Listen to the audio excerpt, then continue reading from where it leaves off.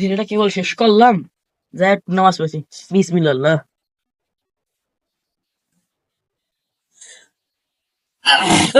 খান, কি ডাক আপনি? আমি আপনার নবস। নবস কি? আমি আপনার কলম। কি চাও তুমি? কি চাও? এ বস, আপনি কোন জায়গায় যাচ্ছেন? এই কেবল মাত্র সিরিয়াল শেষ করলাম, এখন যে হ্যাঁ। কোরআন তেলাওয়াত শুনবো আমি। হেই, ওই ফালতু সময় নষ্ট করার টাইম আছে? কেবল ঘুমাইছেন, আমি আপনার মাথা টেনে দেবো, আত্ম বানায় দেবো, আপনি আর নিরিবিলি একটু ঘুমাবেন। না না, শয়তানে ধরা যাবে না। আরে শয়তানে বস, ধরা যাবে না।